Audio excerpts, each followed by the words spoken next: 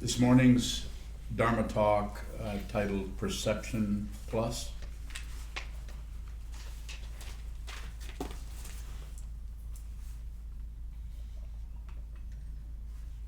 So you're doing it right now. You're perceiving through your six sense fields, including the mind, which also receives thoughts, just like the ear receives sounds. And you probably are adding to it. So that's where the plus comes in. You perceive something, and instead of just a perception, you add your ideas, your thoughts.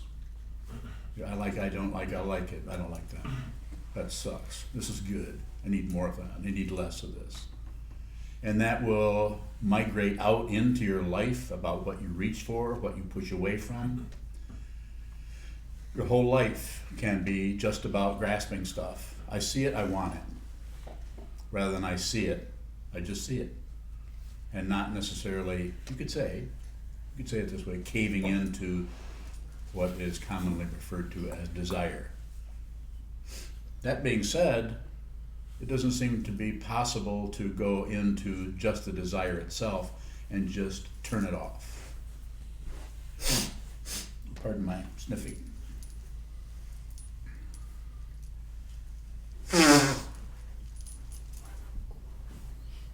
And in the same way, it doesn't seem to be possible when we have an intense feeling of sadness, confusion, depression, anger, anything that arises, to be able to go in and tamp that down. Maybe a little bit. Maybe some of us can do that a little bit.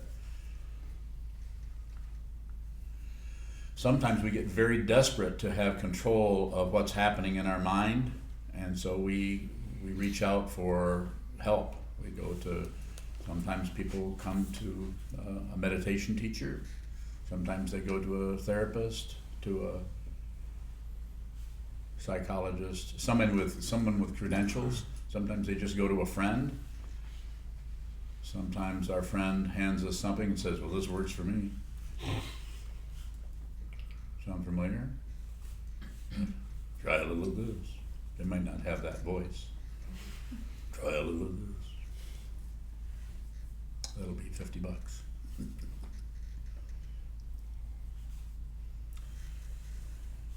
And I don't mean to be mocking people's emotions or feelings around anything they are attached to or anything they crave. I'm just here to help you, if possible, suffer less. And I don't know if I can help you at all, because you have to really hear what I'm saying. And you have to understand what I'm saying. I'm not trying to get you or anyone else to join our group, join Buddhism, be a Buddhist. It may sound like that, and people in past times have been maybe motivated along that line. What I am trying to do is help you understand that you fundamentally need to stop, and I say this with all kinds of room for questions if you have them, stop going to war with yourself. If you're going to war, if you in the middle of the night, you're going like this inside your mind. If when your head hits the pillow, if you keep going, I don't like it, I don't want it, it needs to go away, I hope it goes. I don't want to wake up with this. I don't want to go to sleep with this. And I don't know particularly what you're doing, but I talk to enough people to know that this happens to a lot of people, this kind of thing, some version of it. Last week we talked about, and I think we did a session on rebirth, reincarnation. Just like when you go to sleep, you disappear, kind of, and then you come back again. Then you go to sleep and you reappear. We get used to that. We take it for granted.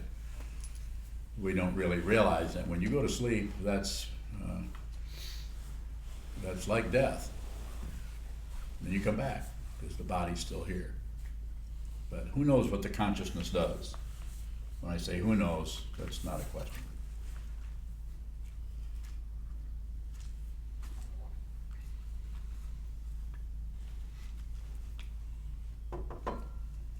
More coffee, less water. Get your priorities straight. Meditate first. Get your priorities straight. train your mind first before you go into some kind of figuring, analyzing, judging, condemning, accepting, rejecting.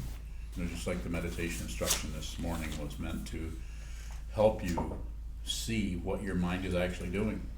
If you can sit down and just watch what moves, here I'll give a little description of what that would be like. If you're just watching what moves, you're just probably the breath goes back and forth, the diaphragm moves, thoughts come in, and then they go out, and then another thought will come. They're kind of like looking at the sky and watching birds. But if you're doing anything with those birds, this is plus. This is the plus part of this Dharma talk. Perception plus. As soon as you see it, do nothing with it. As soon as you hear it, do nothing with it. And how do you do that? You do that by seeing the way in which you keep adding to everything that arises. We even encourage each other. We say, oh, what do you think about what I'm thinking? Or what's your opinion? As if somehow opinion was somehow a valid way of interacting with other human beings. Might as well get a bird's opinion. Ask a pelican what the pelican thinks.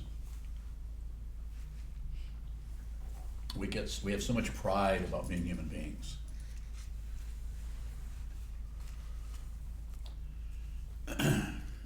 So perception plus, something arises, we add.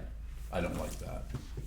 Or that's because of that. We actually leave the perception, which might be a really good place to just investigate. Do nothing with it. You don't have to stop it, but if it's there, just investigate, see what that is. See what is that, rather than saying why. As soon as you say why, you abandon that and go to some kind of thinking thought process that it takes us away from the original situation, which is the pain of that or the pleasure of that.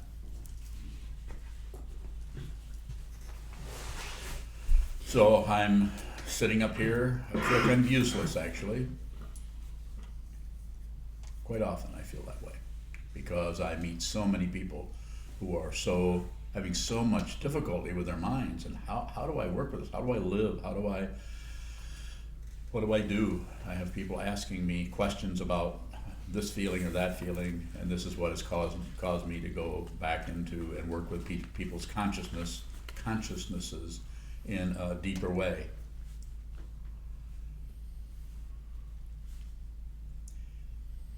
But you can do some of that yourself. You can actually sit down, we call it meditation, in the Zen tradition, in our tradition, the Soto Zen tradition, we call it shikantaza. It means just precisely this. So whatever it is, if you're holding still, and the reason we have this symmetrical mudra is we need to do something with our body. You probably could go like this if you wanted to, but then you'd probably think you're a chipmunk.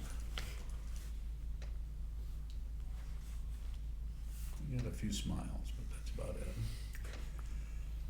So obviously, or maybe not so obviously, if you put your hands like this, not like some kind of a holy thing or religious thing, it's just symmetrical. It's something we rarely do casually. So we find that part of our body that is kind of loose and flapping around, which it does all day long, and what we're doing, what we're thinking. Body, mind are not separate. And until you see that, you'll keep separating yourself. Your body's over here and what you think is over here. You know what it's like if you drive. When you drive to the store, if it's a store you go to a lot, you can just put it on automatic and think about anything you want. If you do that too much, you'll have an accident. Or somebody will notice that you're not paying attention and they will hit you. Is the plus necessary to function? Do we need the plus? Absolutely, thank you. Very good point. You're going to have, this is why Buddhism is called the middle way. Not too tight, not too loose. So we need a little bit of that to actually, because otherwise we would just sit there. You wouldn't do anything. But we tend to overwork that, and it strengthens the assumption of a separate self, separate from everything else. And the more separate one gets, the more narcissistic and self-centered and in love with ourselves we become. And it looks like that goes from lifetime to lifetime, but I don't know. I don't really, as I've said so many times, and I encourage you, you don't have to believe anything or disbelieve anything. Just watch what moves. And then how you need to work with that will be apparent. So, to Chazon's question, yeah, there needs to be some plus. Something arises, and something else, or someone says, what do you want for breakfast? There's a perception, someone talking, and we add to that some kind of simple thing. Well, you can have eggs, or you can have Cheerios, or you can have something else. So we're adding on there a little bit, but that adding in that area seems to be about just fundamentally functioning with what's it's the part of our self-centeredness. It's a part of our consciousness, which down through the centuries, Buddhists and other traditions have really studied the mind through meditation and have come up with various understandings of how the mind works, ancient technology about the mind. This is why in the Tibetan tradition and in the ancient Indian tradition, rather than sit down and look at what moves, they came up with other kinds of mantras and various kinds of mudras, to help the mind, the body-mind complex, come together in such a way that the understanding about the unity of everything is more apparent. So therefore you might be doing body, speech, and mind practice, like mantra practice, visualization called deity yoga. So we might go in and have a kind of an artificial thing that we're making up, which is an adding, is a plus, where we're going to do this so that we can more deeply and sincerely and accurately understand who we are and what this life is actually about. So we actually know, we understand this on a deep level, and we are not particularly swayed by other people's opinions and ideas about what we're doing. I'm not saying that you're going along and people really close to you think what you're doing is wrong, or crazy, or some kind of opinion about it. But you'll understand that the way they're coming at you is not based on understanding, it's based on projection. It's based on projecting something onto you, adding. Most people are extremely adding. They're doing it so much that they aren't even going to come into this room. If you come into this room, at least you've got a little bit of openness, even if it's only saying, I think I'll check this out, see what it's about. That's a hell of a lot more than most people are doing. Most people, rather than come into or even listen to a Dharma talk on YouTube or whatever, podcasts and so on, they're not going to do that. They're going to do something else with their life. And not incorrect, it's just a combination of causes and conditions that arise in anyone's life that take them this way or that way, based on, usually on, the three poisons. Passion, I want it. Aggression, I don't want it.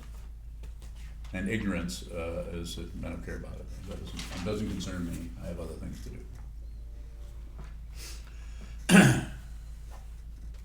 So in this situation, meditation, what we're doing is saying, it's in order to work with clearly, accurately, without going to war with yourself. Because if you go to war with this, it's just more warfare. You're just adding fists to it. You're just adding on the tension and the polarity to it.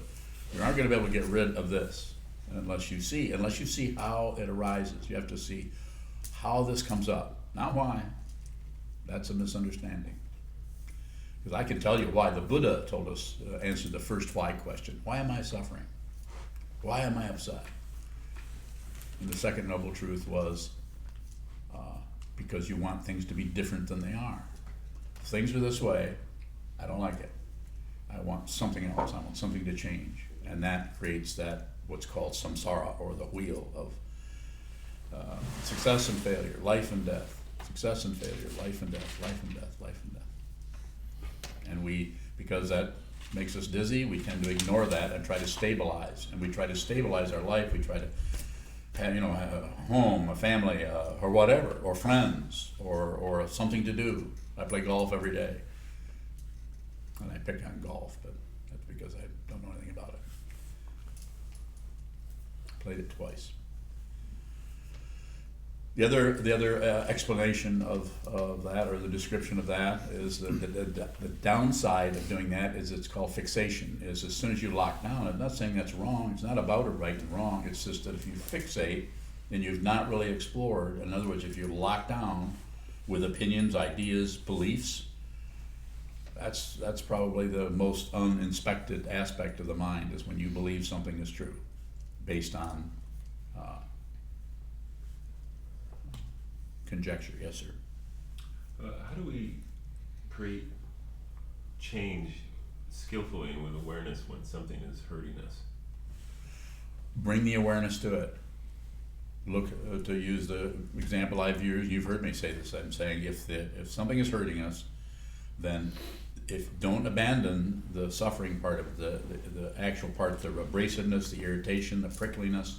Stay with it, because if you go even slightly away from it, something else will magnetize you. It's almost like gravity. Something else will draw you into its orbit. You'll be drawn away into that. So don't abandon that. Stay in the texture. Stay with the feeling, the emotion, the pain, the suffering of that. Or stay in the difficulty itself, so that you can understand and see with your awareness how that's working, why that's even coming about. Not so much a why, but the way in which that manifests. The way I've often talked about it, and this is a very relative way, and it's not exactly like this, but it's a way of thinking. You can see the way that gets its fuel. It's like a fire burning. This does not feel good. Well, and then there's a story about it. It's because of this and this and this and this. Usually, you've read about 3 or 4 paragraphs, but you've not read the book. You've not actually looked deeply into it. In order to do that, that's why we have such a thing as the sitting practice of meditation, whether it's in Buddhism or whether it's just. It seems very difficult to do this alone without any teacher or without a group of people, which we call Sangha in our community. A group of people are doing the same thing that you can. So you're interacting with other people who are training their mind, and not other people who are buying into their opinions, their ideas, and they're basically, can I say bullshit? Yeah, bullshit. Most people are living right in the middle of this stinky mess, and they just keep living that way. And it's very difficult for any of us who are trying to do it, work it in a different way, especially if it's someone that is a relative of ours, or someone very close, or someone where it's very difficult if we start to train our minds. They don't really look at us. They look at what we're doing and they project onto us. Perception plus. They perceive what you're doing, and they, instead of seeing what you're doing, they see it for a 30th of a second. They see you're doing that, and what does that feel like to them? Just speculating here, of course. They don't know what you're doing, and they can't stand to not know. It's part of the way the intelligence works. We can't stand to not know what something is in terms of the name and what it means. So what do? Instead of waiting to see what it is, investigating it, give it we start to get fearful, and we operate out of fear, or out of distrust, or out of paranoia to the extreme, and we cover it up with our ideas, our opinion. Well, you're just doing that. Well, you're going to turn into a vegetable. Why are you joining that cult? I mean, I'm just making up stuff. It could be any number of things. Shelby's laughing. So the idea here is not to go back to that person and explain it. Please don't explain anything to anybody. If you're practicing meditation, somebody asks you why you're meditating, your best answer is, I really don't know. And then let them deal with it. Because if you give them any kind of explanation, they will take that, and it's just like they'll twist it into their own, instead of, even if you say, well, I feel better, they'll maybe, it might go into, well, you're just hypnotizing yourself, or you're just, based on their fear of of the unknown, their fear of something strange, their fear. It's called prejudice. We see it all the time. It's all over our world. It's all over our life. It's right here on the street. It's in this room. It's all over the place. Thinking that something is what it is, projecting onto it, which completely covers it up, rather than looking at what it is. Because if you see what it is, then the perception plus starts to relocate. I'm not saying it goes away, but it may still be there, but your awareness has left the incredible magnetism, the incredible seduction of that plus for the space around it. Just a way of talking about it. I'm very visual. So you actually start to live in the space around your thoughts rather than in the thoughts themselves. I'm not trying to stop you from thinking. I'm just saying don't buy your thought. Don't believe your thoughts. Don't disbelieve them. Don't believe. Don't disbelieve. This may or may not help you with your suffering. If you're trying to get rid of suffering, you may be in for a long battle. Questions are good. Yogido. When you're talking about seeing how things get their fuel, are you talking about the individual way that we each deal with this complex? In terms of the way I'm understanding what you're saying, yes, just for you to see personally the way in which you keep taking exception to what arises. Something arises, and instead of letting it be that, we add something onto it. Well, that shouldn't happen. Well, this must be happening because of, or this must be happening because I'm doing something wrong.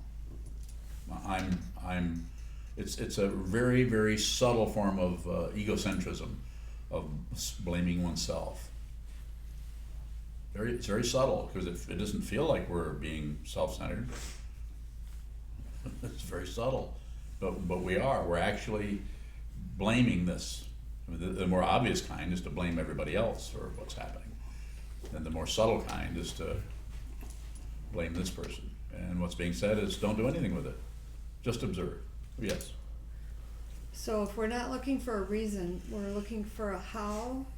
Are we looking for the function of that, or are we looking for characteristics of that? I'm not clear on that. Characteristics usually appear as concepts, which takes you away from it into the thinking process and the analyzing process. So stay with the texture of it. In other words, the part of it that has the feeling. If you go, if you read the 12 links in the chain of existence, the 12 nidanas, the sixth one I think is sparsha. It's contact. Isn't that correct? The next one, feeling. Vedana, is it? Somebody tell me. I don't know the order, but those are there. No, my main monk here can't tell me. Okay, Mr. Monk. So the idea is we feel something and we grasp. That's what that particular link out of the 12 means. That we have a feeling through one of the six sense fields, including thought, including sense of touch, sense of taste. If something happens and there's some kind of a feeling arises, do nothing with it but look at it. Because if you act out of it, you actually abandon the whole matrix that is causing you to proceed down the road of frustration, operate out of success and failure, which is difficult, makes life much more difficult and warlike. More. So if we're staying with that texture and seeing how it gets its fuel, there's no conceptual satisfaction there. Not much. Not much. And people who go into concepts sometimes will get trapped, because especially if somebody's very good, very smart, very analytical, very good at using concepts, that can be very seductive to go into the thinking process and just kind of make a little home there. Close the trap door by which you got in there, so you don't fall back into that incredible texture of reality. Yes? What happens when we see how we're feeling something? That's when you understand, in the same way the Buddha did, the cause of suffering. You begin to understand that in a deep intuitive level, I would say it this way. That you may not feel particularly like the Buddha. The Buddha didn't have anybody to feel particularly like, as far as we know. But that's the place where we begin to understand that we're not separate. Perception only. We begin to see that it's just a perception, not being separate from anything. So what looked like a separate thing, you realize you're not separate from it, which is terrifying to ego. Ego doesn't want to ego, self-centeredness, our identity. We want to go into a dark room, turn off all the lights. Well, if it was a dark room, you wouldn't have to turn off the lights. But we don't want to go into the unknown. We don't want to go into that. We would rather, let's not do that. Let's, there's plenty of video games out here. Yes, From Sandru out in New York. yes, Andrew, He has 2 questions, actually 3. yes. His first one, if you really see it, does anything move?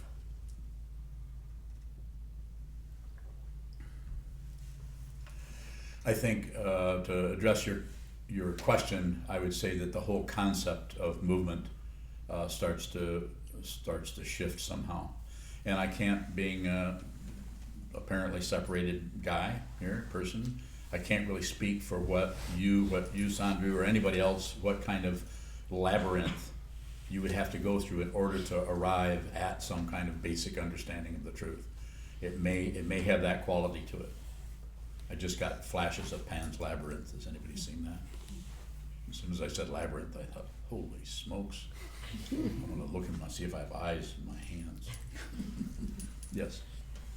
His next 2 questions. So the 5 skandhas are exactly how this mind-body complex works. We just see there's no capital S self persisting. So to use, since you brought up the 5 skandhas, of form, feeling, perception, concept, computer, alter, person, concept, and consciousness of the 6 sense fields and their various objects, all happening all at once.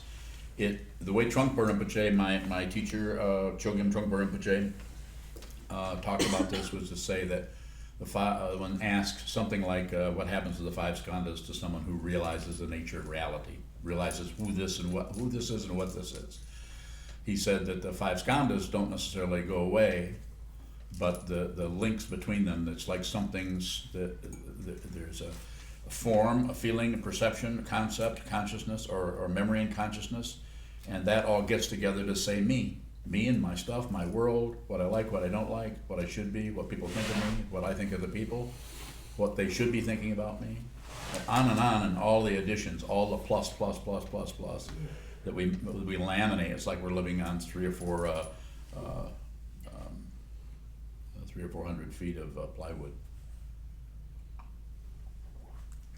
And so those 5 skandhas, when the meditation seems to come in and to put it, I think it's the way he said it, it kind of snips the link between the form, feeling, perception, concept, conscious. So that form exists as form, concept, feeling exists as feeling. It doesn't lead up to some kind of person who is separated from everything, who is an identity.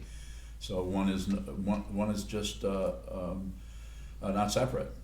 And when we're not separate, we see the incredible separations between everything. We used to separate things by our concepts based on hope and fear. They're called walls of the mind, which we chanted in the Heart Sutra today in Japanese. The walls of the mind are the structures that keep us, the concepts based on hope and fear that keep us from experiencing our life as it is. And separated, then those walls vanish or crumble, or we see through them. But then other natural walls start to show up. Trungpa Rinpoche also called that natural hierarchy. We begin to see that things are divided in a way that we never noticed before because we've been so busy using our own artificial walls to protect ourselves from what is real. And what is real is death. The apparent individual that you are is going down. I don't mean to make this a negative statement, but it's the truth. The physical form that we so much are attached to and identify with is going down, and that's scary to ego, who identifies with this form, feeling, perception, concept, consciousness as something. But the one's Buddha nature, one's awakened nature, is no longer a solid, separate being, and that Buddha nature actually sees that you can't. Who you are is not threatened. Who you actually are is not threatened. I'll say it again. Who you actually are. Everybody hear that? If you didn't hear it, raise your hand. Who you actually are is not in danger at all. but who you think you are is threatened all the time, and you're probably operating out of that fear that what if this happens, what if that happens? How do I know about it? I did it and I still do it. I look at it all the time. I've not accomplished anything. If you don't understand what I'm saying, you could ask questions and I would be happy to respond, yes. There's a question group message from going between Shane out in California and Gume up in Minneapolis. Gume, where have you been, Gume? I thought maybe you migrated to Canada. I'm not sure what the first, what they've been talking about, but Gume says awareness is missing, awareness is purely passive. To move through life, you have to choose a preference at each event. You can't avoid accepting and rejecting. Oh, yeah? And then Shane says, is it? And Gume says, that seems to be what Sokuzan is saying. And then Shane asks Gume, what do you say? And Gume says, as Sokuzan teaches it, I accept it as passive. Anything else is the adding on. And then I asked, is this a question for Sokuzan? This is getting really difficult. Gume said, I think yes. I need an interpreter. So I think the basic question is, Thank you. Is awareness passive? Yes and no. So of course it's passive in that the awareness is the space in which things show up. The awareness is there and something comes. It's like that's why the image is quite often used as it's like a sky. The clouds are the things that arise and fall. They show up in the sky and then they go away, but the sky doesn't do anything. So I don't think necessarily using that same image, there's some kind of blue hand is going to come out of the sky and take a cloud and go.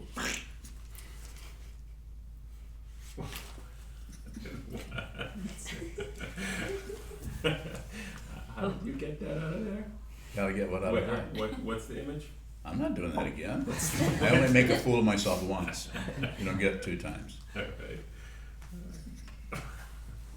So in other words, the what happens is it's not, things occur and you may do something. You may pick something up and move it to someplace else. You may ring a bell. You may do anything, but it's not coming out of a separated self who is conventionally operating out of hope and fear. I have to do this because of this. I have to do that. So you may do lots of things, but but you're doing it out of the just being not separate from everything that's around you. You're not separate from the people around you. So your interaction with people is more dance-like, more like it functions more like the arts. This is why so many people who are highly interested in finding the truth about life go into the arts, because it's one area where you can go in and really get to know yourself pretty well. It's very difficult to be a writer. I mean, to really be, I'm not talking about somebody who just knocks out a bunch of fiction or something to make money, or I'm not taking anything away from that. A person should do that if they want to. But to really use it as a spiritual path is very difficult. I know a few people who are doing that. Difficult. What are you grinning about? You go, May? Gume is saying, I'm not talking to Shane, and Shane's saying, how did I get onto the group message? So what is Gume's basic question? I'll respond to that. I think Deal with Shane later. I think you've awareness is passive. Is awareness passive, and then the other part of that is anything else would be adding on. Well, from the conceptual point of view, yes. But then again, we're not condemning awareness to be some kind of neutral situation. So I would say it is until the awareness is a concept that we use to try to point out that part of the discontinuous identity or consciousness that is actually an observer quality. It's like a witness quality that's happening. Yes. One last question from Sandro before we have to close. Yes. He asks, a wave in the ocean is a concept we all agree on, but it's a process, not a solid thing. Mhm. Is awareness similar?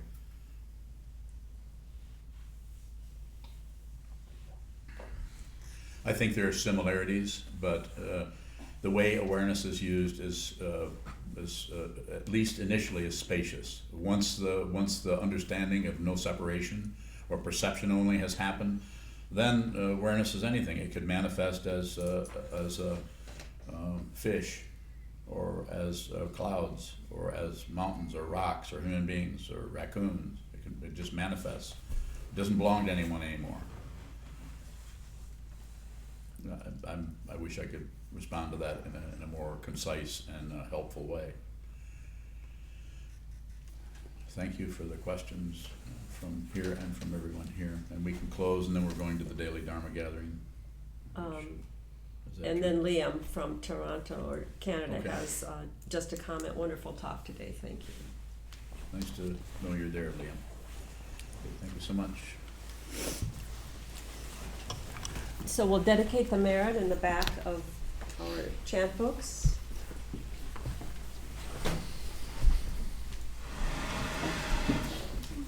And also to remind everybody about the donation boxes that we have in the hallway as well as our online. So if you help us out, that would be wonderful. May the awareness penetrate to all places, so that we and every sentient being together can realize the Buddha's way. Ji-ho san ji ji-hu shi-son mu-sa-mo-ko-sa mo-ko-ho-ja-ho-ro-mi. The 10 directions, the 3 worlds, all Buddhas, all venerable ones, Bodhisattvas, Mahasattvas, the great Prajna Paramita.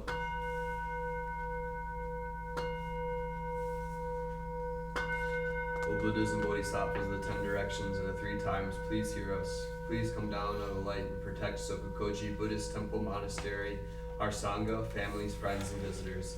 Heal everyone who is unhappy, sick, or suffering, and fill them with light.